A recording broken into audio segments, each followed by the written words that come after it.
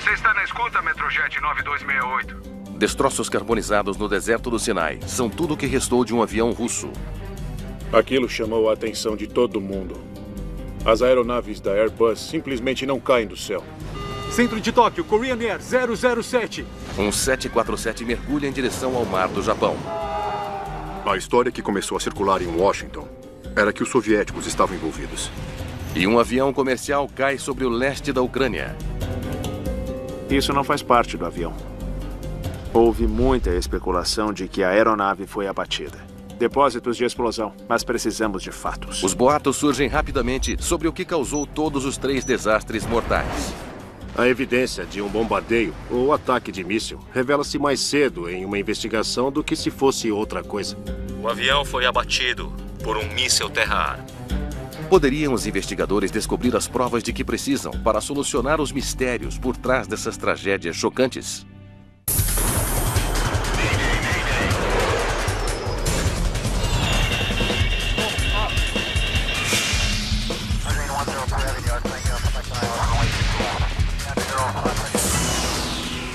Especial de Mayday Desastres Aéreos. Esta é uma história real baseada em relatórios oficiais e relatos de testemunhas. Provas explosivas. É pouco antes das 6 da manhã no aeroporto de Sharm el-Sheikh, no Egito. 31 de outubro de 2015. 217 passageiros voltam para casa em São Petersburgo, na Rússia, depois de uma viagem de férias. Eles estão no voo 9268 da Metrojet. Isso nunca vai caber. Deixa eu guardar lá atrás. O comandante é Valery Nemov, um aviador experiente com 12 mil horas de voo. Verificação externa completa. Tudo em ordem lá fora? Está tudo bem, comandante. A aeronave é um Airbus A321, uma versão mais longa do Airbus A320. A rota do voo está a nordeste de Sharm el-Sheikh, ao longo do Golfo de Aqaba. Em seguida, segue para o norte, sobre Chipre, Turquia, Ucrânia e, finalmente, em espaço aéreo russo, terminando em São Petersburgo. O tempo total de voo deve ser de 4 horas e 40 minutos. V1. V1. Girar. Às 5h51 da manhã, o voo 9268 da Metrojet ganha o céu. A aeronave decolou de forma padrão. Não houve problemas com a decolagem, não houve problemas com a subida. Metrojet 9268, prepare-se para fazer contato com a torre de Nicósia. Frequência local. Afirmativo. Sharm el-Sheikh. Informaremos quando sairmos do espaço aéreo egípcio. No controle de tráfego aéreo, tudo vai bem. Até às 6h13 da manhã, quando o voo 9268 faz algo inesperado. Ele havia passado dos 10 mil metros e então, de repente, o retorno do radar mudou. O avião parece estar caindo. Metrojet 9268. Você está enfrentando alguma dificuldade? E aí, de repente, ele simplesmente sumiu. Ele sumiu, desapareceu.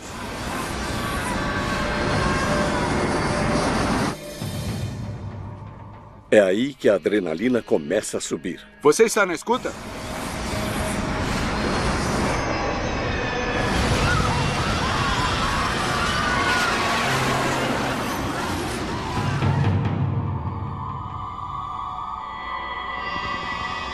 O Metrojet 9268 caiu no meio do deserto. Todos os 224 passageiros e tripulantes morreram. É o acidente aéreo mais mortífero da história da aviação russa. As aeronaves Airbus simplesmente não caem do céu. Então, todos queriam muito saber o que tinha realmente acontecido ali. Uma equipe internacional de investigadores se reúne perto do local do acidente. Investigadores egípcios trabalharão ao lado de seus colegas russos para tentar descobrir o que deu errado. É bom ver você de novo. É, você também. Então, o que temos aí? Para ambas as nações, há muita coisa em jogo. Os russos perderam muitos cidadãos a bordo daquela aeronave. E não querem que a segurança da aviação russa seja impugnada. E os egípcios não desejam que seu profissionalismo como uma nação aviadora seja impugnado também.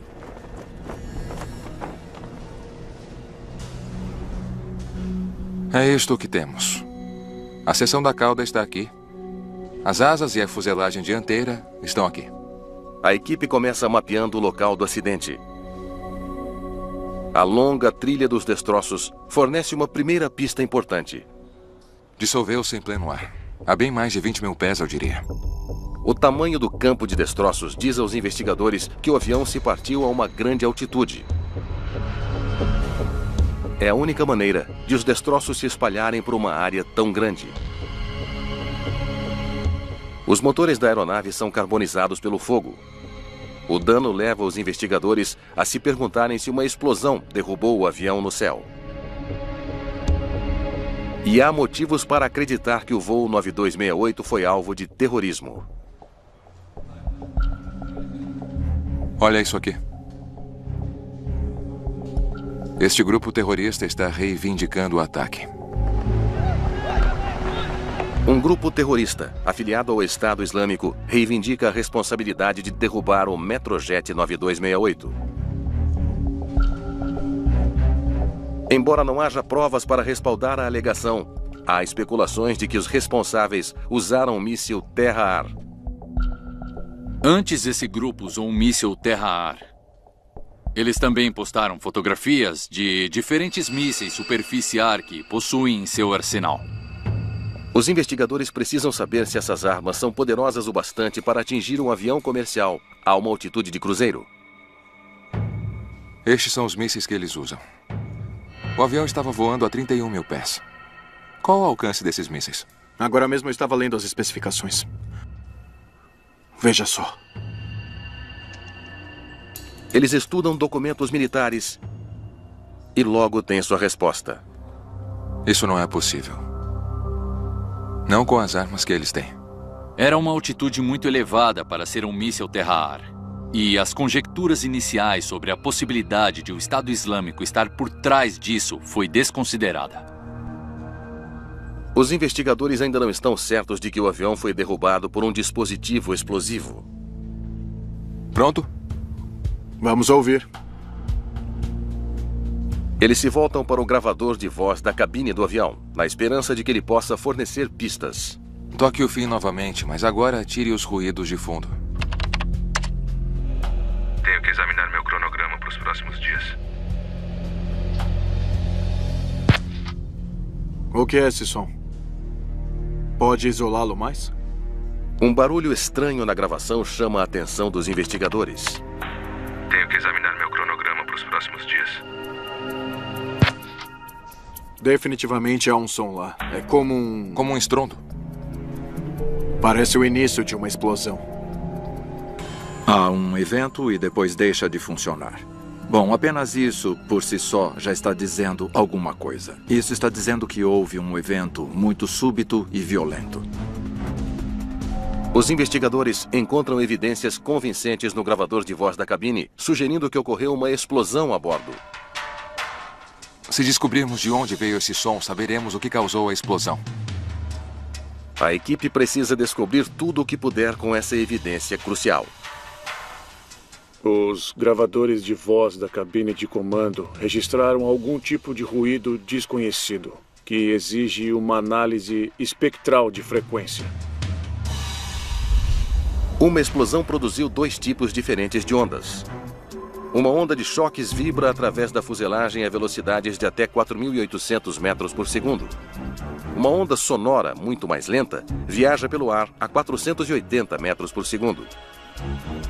Ambas as ondas são capturadas pelos sensíveis microfones da cabine de comando. Podemos ver o close do microfone do comandante? Comparar o tempo das duas diferentes ondas pode ajudar os investigadores a identificar a origem da explosão. A pequena diferença no tempo entre as duas ondas é uma grande pista para os investigadores. Essa é a onda sonora e essa é a onda de choque. A onda sonora bateu no microfone 1/100º de segundo depois da onda de choque. Eles já conhecem a velocidade de cada onda. Agora, com um intervalo de tempo, eles podem calcular exatamente o quão longe elas viajaram.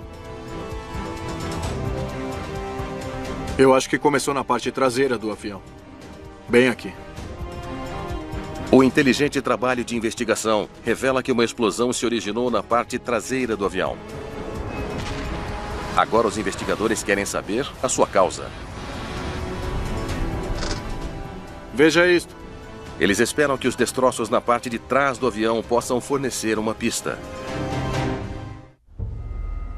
Eu acho que vi outro igualzinho a esse. Enquanto eles examinam os destroços do Metrojet 9268... Pessoal, limpem um espaço aqui. Me deem uma mão, alguém ajude. Os investigadores encontram uma evidência crítica. Bem no meio. Vários pedaços da fuselagem estão cheios de buracos de aparência suspeita.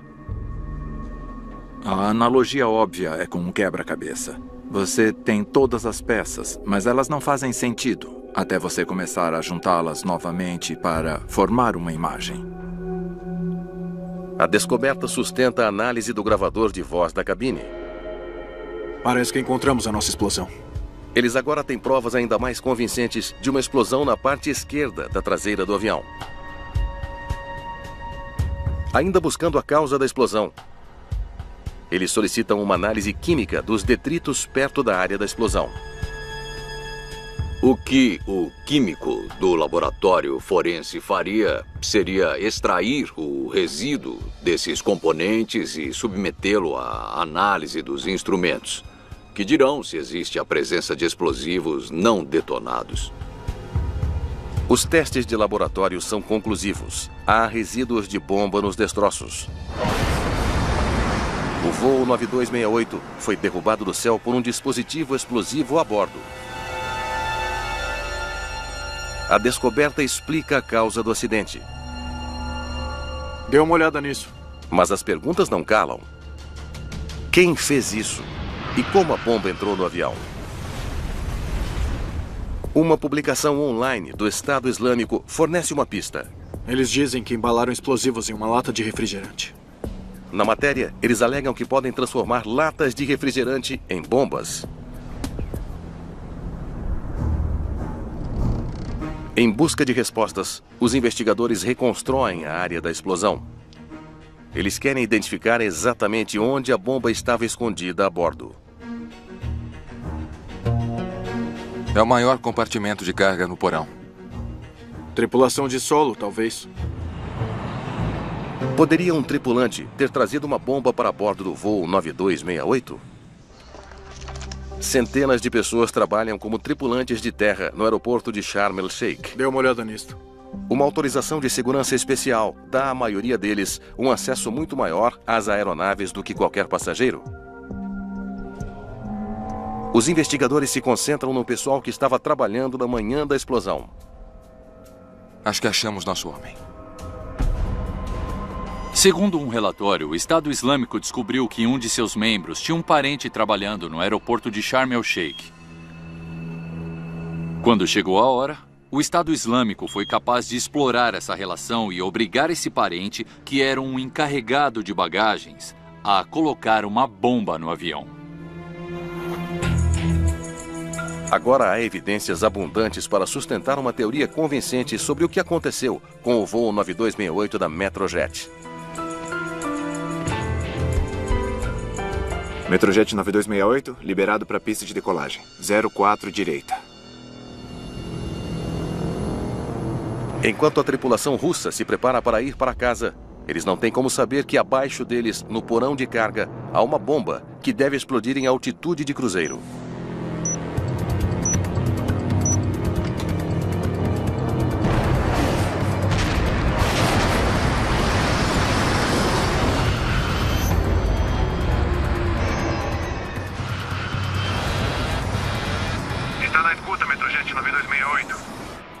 o avião sofre descompressão, perde a pressurização.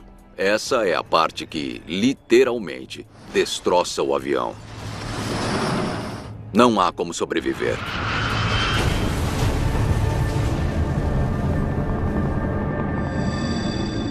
Após o desastre da Metrojet, as autoridades de segurança aérea exigem uma seleção mais rigorosa de funcionários de aeroportos para reduzir as chances de uma catástrofe como essa acontecer novamente. O evento da Metrojet mudou o jogo e mostrou o quanto temos de levar a segurança a sério. Existe um processo de triagem para garantir que os funcionários, durante um determinado período de emprego, não sejam subvertidos. Eles deveriam estar investindo mais recursos de segurança em termos humanos e em termos de equipamentos. Quando os investigadores de acidentes aéreos suspeitam que um voo foi um alvo proposital, isso muda toda a natureza do caso. Um local de acidente se torna uma cena de crime. Sempre que há algo relacionado ao terror, não se trata apenas de encontrar uma causa, mas você também precisa descobrir quem fez isso. E a investigação precisa apoiar as suas teorias e causas com evidências. Tem que ser o mais objetivo possível. Mas e se a evidência não for clara? 1º de setembro de 1983. Korean Air 007, posicionando sobre NIP, estimando NOCA 1826132,0. Depois de uma breve parada em Anchorage, um Boeing 747 da Korean Airlines atravessa o Pacífico Norte. O comandante Chun Byung-gin tem quase 11 anos de experiência voando para a Korean Airlines. Antes disso, ele serviu 10 anos na Força Aérea Coreana. Senhoras e senhores, em breve serviremos o café da manhã. Antes de pousarmos em Gimpo, que será em aproximadamente 3 horas. Muitos passageiros planejam pegar conexões para outros destinos depois de aterrissar em Seul. Centro de Tóquio, Korean Air 007. Controle aéreo de Tóquio. Korean Air 007 Tóquio. Korean Air 007. Solicito subir para 350. Entendido, aguarde. Com relatórios de ventos fortes ao longo de sua rota, os pilotos decidem levar o avião por uma altitude de cruzeiro mais elevada, em um esforço para economizar combustível. Korean Air 007. Subir e manter o nível de voo em 350. Entendido, Korean Air 007. Subir e manter nível de voo de 350.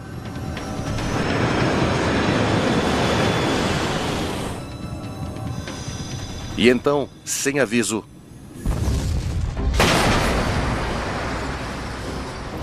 O que houve? Diminua a aceleração. Descompressão rápida. Centro de Tóquio, Korean Air 007. Korean Air 007, Tóquio. Estamos experimentando descompressão rápida. Korean Air 007, está ininteligível. Descida de emergência. O Korean Airlines 007 está agora mergulhando em direção ao mar. Põe a máscara sobre o nariz e ajuste o elástico. Korean Air 007, Tóquio.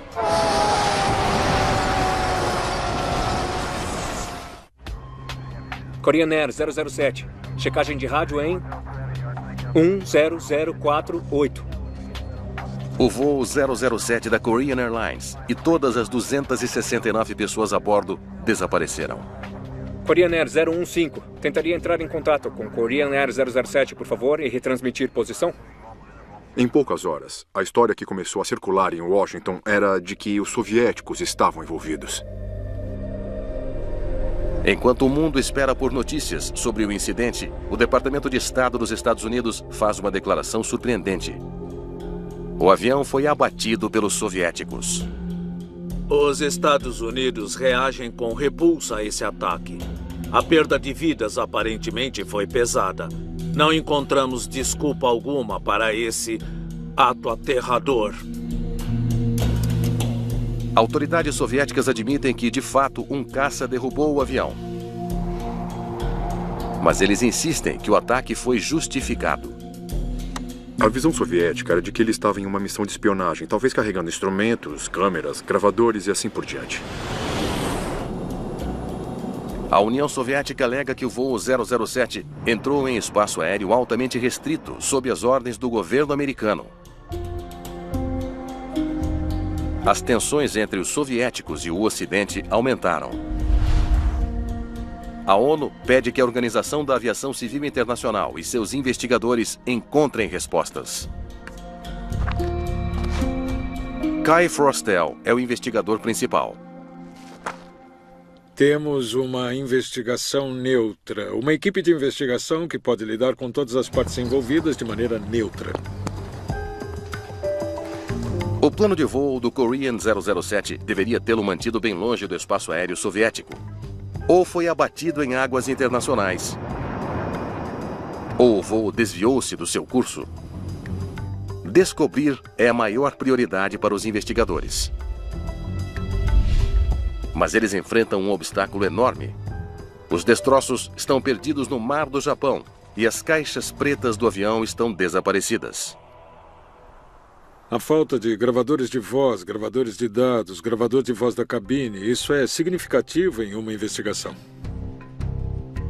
Frostel obtém informações de uma fonte improvável: os militares americanos. Num ato sem precedentes, as autoridades americanas compartilham dados de radar de vigilância altamente sigilosos da noite em que o avião foi atingido.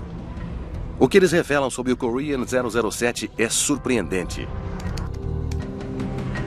Dados de radar altamente secretos mostram que o avião havia se deslocado 550 quilômetros ao norte de onde deveria estar quando foi derrubado. Os soviéticos estavam dizendo a verdade. Então é uma questão de determinar por que ele havia se desviado tanto do curso. Para encontrar a resposta, os investigadores percorrem a rota através de um simulador de voo. Vamos tentar um voo de modo de rumo. Eles se perguntam se os pilotos programaram incorretamente as configurações no sistema de navegação, levando o avião sobre a União Soviética. Uma segunda possibilidade é que, depois de programar o sistema de navegação, a tripulação não o tenha ligado. Após a decolagem de Anchorage, a aeronave teria usado um rumo magnético constante para chegar à rota. E se tivessem esquecido de usar aquele rumo magnético constante, ele acabaria no espaço aéreo soviético.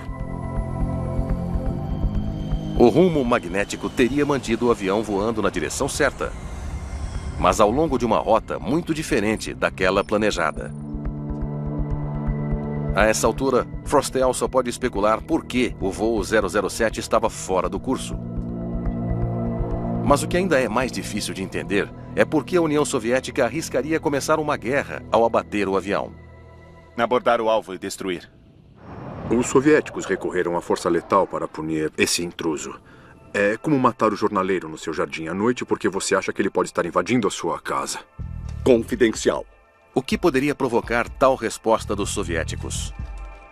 Os investigadores conseguem sua resposta com os militares americanos. Embora o voo 007 não estivesse em missão de espionagem naquela noite, outro avião estava. Um RC-135 da Força Aérea Americana. Eles estavam rastreando um RC-135 que estava fazendo oitos muito lentos ao largo da costa com seus próprios dispositivos de escuta, esperando por um teste de míssil soviético. O avião espião estava perto da fronteira soviética e no caminho do jato da Korean Airlines quando seus caminhos se cruzaram. Os dois aviões podem ter sido indistinguíveis no radar soviético. E aí surgiu esse intruso, e eles apenas executaram as manobras que haviam preparado antecipadamente para esse intruso. A ordem foi dada para abater o intruso. Rajada de aviso com o canhão.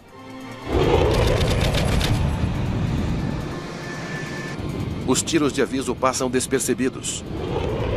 Assumir posição de ataque.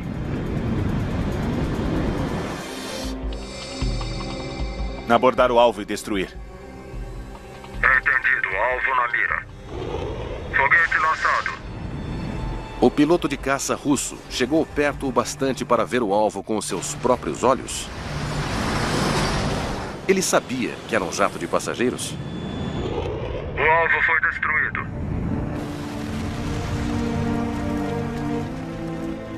A chave para esse mistério está dentro das caixas pretas do avião, que ele supõe estão perdidas para sempre no fundo do mar. Nos meses que se seguiram ao desastre da Korean Airlines, destroços e restos humanos não identificáveis foram encontrados em terra no norte do Japão. Não resta dúvida de que o avião foi completamente destruído. Os investigadores não têm provas suficientes para determinar por que o avião saiu do curso. Mas as autoridades soviéticas vêm escondendo alguma coisa. Um mês após o acidente, eles não só encontraram os destroços, como também encontraram as importantíssimas caixas pretas. E mantiveram esse segredo por quase 10 anos. Esta noite em Berlim, as fronteiras entre as duas Alemanhas estão se tornando... Após o colapso da União Soviética em 1991, a nova administração russa decide ir a público sobre o incidente. Eu fui abordado por um general da KGB e ele me disse: você provavelmente não me conhece, mas eu tenho os gravadores há 10 anos. Eu os tinha no cofre do meu escritório. Eu sabia que era um grande segredo internacional. Isso me incomodou tremendamente. Kai Frostel está ansioso para ouvir o gravador de voz da cabine de comando. Então eu sabia que elas me diriam alguma coisa. Eu queria ter os fatos das fitas. O quê? Já é hora do café da manhã. Quer comer agora? Mas só o que os investigadores ouvem são brincadeiras da tripulação. Nada para sugerir que é um avião espião. Ouvi dizer que você pode fazer câmbio no aeroporto. Do que para quê? Dólares para dinheiro coreano. Era uma conversa totalmente rotineira, e ou esses caras são os atores e embusteiros mais frios de todos os tempos, ou eles realmente estavam totalmente alheios sobre a sua localização. Infelizmente, acho que este último é o caso. Frostel finalmente encontra a resposta definitiva quando analisa as informações do gravador de dados de voo. Os dados revelaram que a aeronave estava em um rumo magnético constante logo após a decolagem de Anchorage até o final. A tripulação do voo 007 nunca mudou para o sistema de navegação que os teria mantido fora do espaço aéreo soviético. É um erro fundamental que causa uma tragédia pavorosa. Em 1993, Kai Frostel tem a evidência que lhe fez muita falta quando publicou seu primeiro relatório. Agora ele pode provar como os pilotos coreanos erraram e terminaram fora do curso. A destruição do voo 007 é considerada um acidente. Frostel recomenda que todos os aviões de passageiros sejam equipados com um indicador claro de que o piloto automático está no modo de rumo. A tragédia do 007 é que não precisava acontecer, dava para ser evitado. O alvo foi destruído. Foi uma série de mal-entendidos, uma série de más decisões que foram preparadas antes do tempo. Impedidos pelas tensões da Guerra Fria, os investigadores levam mais de uma década para solucionar o mistério do voo 007. Quando você tem um bombardeio ou um abatimento, a política começa a desempenhar uma grande parte naquilo que impulsiona uma investigação. E, às vezes, complica a neutralidade de qualquer grupo tentando investigar exatamente o que houve. –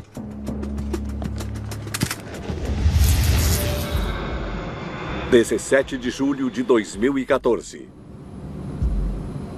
Estou ansioso para chegar em casa e ver as crianças. E comer uma refeição caseira decente. O voo MH17 da Malaysia Airlines já percorreu 2 horas e meia de sua viagem de 11 horas e meia de Amsterdã para Kuala Lumpur. O avião está lotado, com 283 passageiros a bordo. Já terminou? Sim. Você vai trazer o carrinho de bebidas de novo? Claro. Do que gostaria? Uma cerveja, por favor.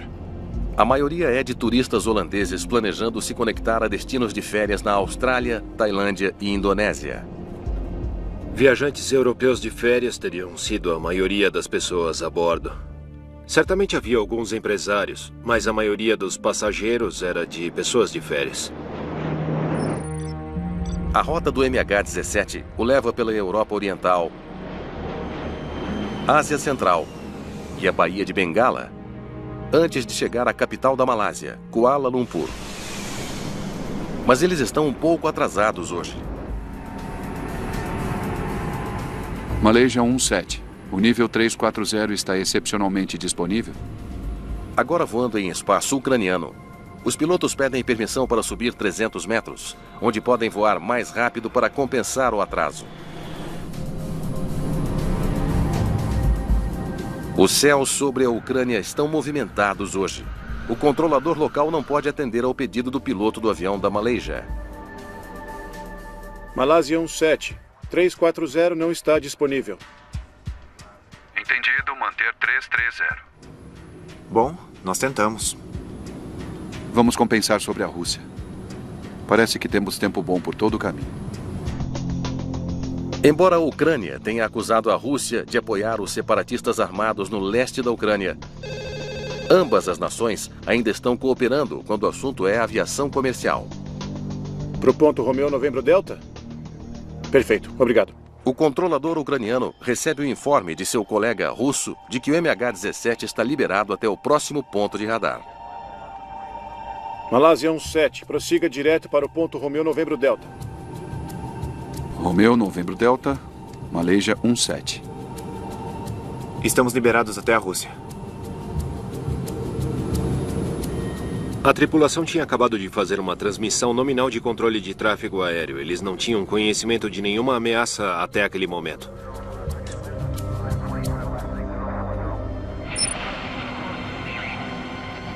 Malásia 17, radar de Dnipro, por favor.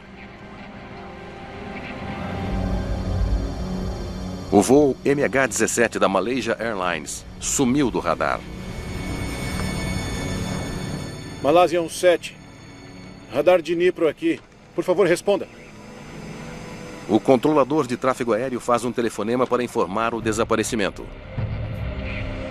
Em todo o mundo, a reação é rápida. Cerca de 300 vidas inocentes foram perdidas. Homens, mulheres, crianças, que não tinham nada a ver com a crise na Ucrânia. Essas mortes são um absurdo de proporções indescritíveis.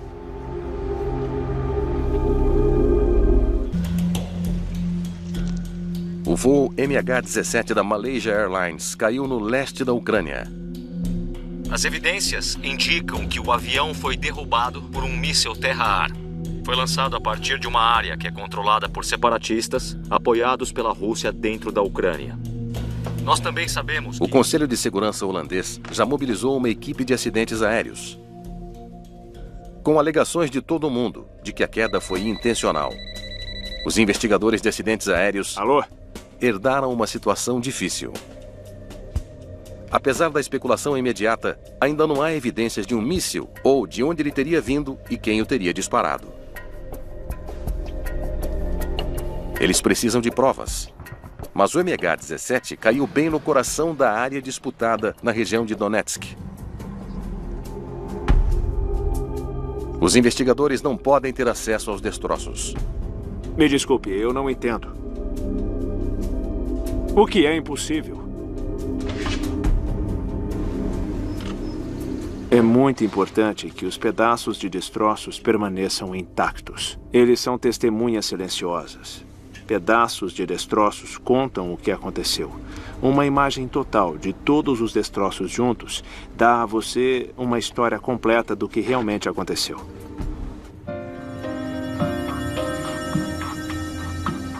O meu palpite? Ele foi abatido. Provar isso sem nenhum destroço é quase impossível. Durante uma investigação normal, uma das primeiras coisas que você faz é garantir a segurança da área de destroços. E isso não era possível aqui. Como podemos conduzir uma investigação sem ver os destroços? Vamos ampliar a área da queda. Os investigadores precisam encontrar outra maneira de descobrir por que o voo MH17 da Malaysia Airlines caiu. O que nós queremos? O que nós queremos? O que nós queremos? Famílias de passageiros e membros da tripulação que estavam a bordo da aeronave querem algum tipo de resolução. Querem algo para ajudar a conseguir um desfecho para a questão. Alguns dias depois, a investigação dá sorte. Militantes na Ucrânia recuperaram as caixas pretas e as entregaram às autoridades da Malásia. É um avanço e tanto.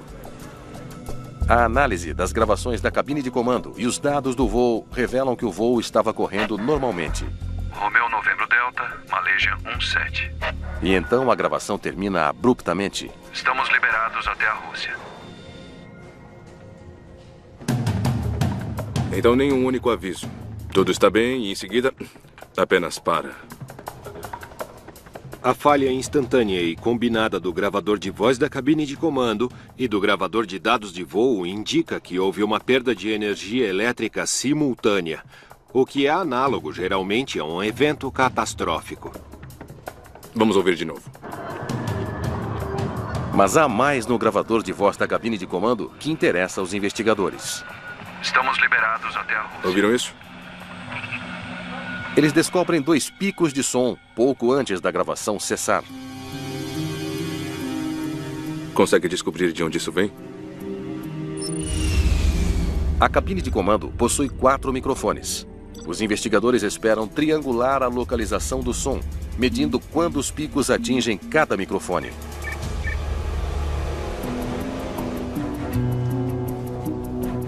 Atingiu o microfone do comandante primeiro.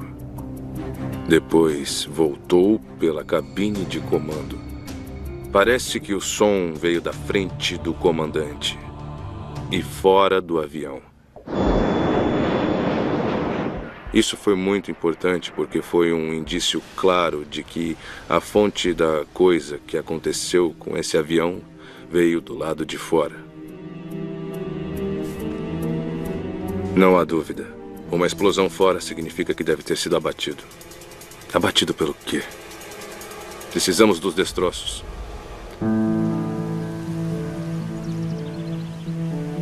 Finalmente, quase 4 meses após a queda do voo MH17 da Malaysia Airlines, Smith falando. Os investigadores finalmente conseguem o que mais precisam. Essa é uma notícia maravilhosa. Permissão para viajar para a Ucrânia Oriental. Obrigado. Nós podemos ir. Permitiram a nossa entrada. E desta vez é para valer.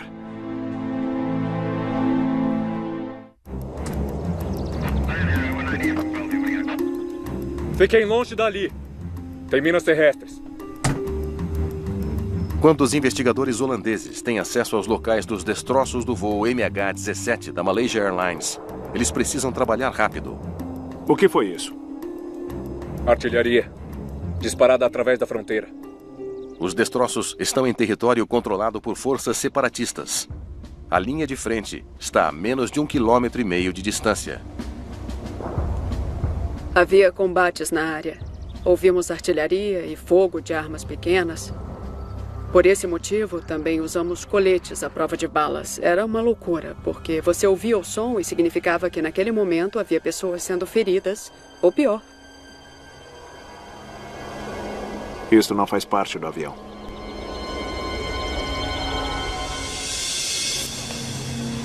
Os investigadores holandeses conseguiram trazer pedaços dos destroços de volta para a Holanda e rapidamente voltam o foco para a seção da aeronave que eles acreditam que estava mais próxima da explosão. Todos os destroços que estavam na parte da frente da aeronave foram analisados, com muita precisão. Eles começam a reconstruir a cabine de comando. Depósitos explosivos. O lado esquerdo sofreu grandes danos. E dá para ver como o metal se deu aqui perto dos suportes. E os buracos. Foi atingido por onda de pressão. Todas aquelas penetrações, aquilo foi uma visão horrível. Você viu o poder devastador das centenas de objetos que penetraram a frente da aeronave e onde começou a destruição em pleno ar. Isso é impressionante, mas também é uma boa prova do que realmente aconteceu. Com a reconstrução quase terminada, os investigadores separam os pedaços de estilhaços feitos de aço do revestimento de alumínio da aeronave. Estas peças de aço aqui devem ser da ogiva. A única explicação é que um míssil explodiu fora do avião. Outro pedaço do míssil? Acho que sim. Mas este parece diferente. Eu já vi esse tipo de peça antes. Os investigadores ligam fragmentos em forma de gravata borboleta a uma ogiva específica. Aqui está. Um míssil BUK. Os fragmentos são da ogiva de um sistema de mísseis superfície-ar BUK. Com uma ogiva de fragmentação, a ogiva detona e entre 7 e 8 mil desses fragmentos pré-formados são dispersos contra o alvo a uma velocidade muito alta. Cada um desses fragmentos é projetado especificamente para penetrar o alumínio de aeronaves. Há amplas evidências de que os militantes apoiados pela Rússia tenham acesso a esse tipo de arma. Esses mísseis de alto desempenho encontram um alvo mesmo em velocidades superiores a Mach 3.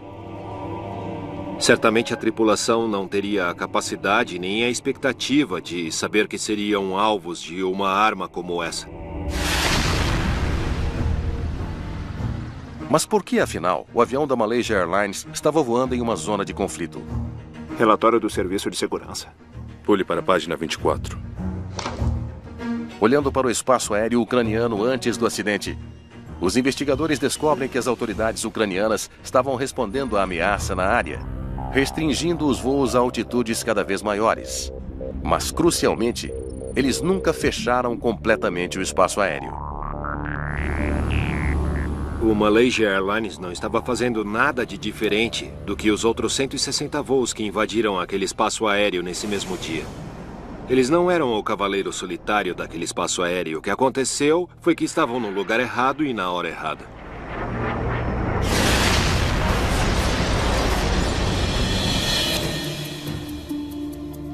Em seu relatório final, o Conselho de Segurança holandês solicita às companhias aéreas que melhorem suas capacidades de avaliação de riscos para que possam entender melhor os perigos das ameaças militares. É importante que os despachantes e as equipes de operações e pilotos planejem seus voos em torno de espaços com restrições que tenham algum tipo de problema. As restrições estão lá. O Malaysia 17 estava operando dentro de todas as restrições e alertas que estavam em vigor, mas não foram suficientes. Uma investigação criminal sobre quem foi responsável pelo ataque mortal continua sem solução.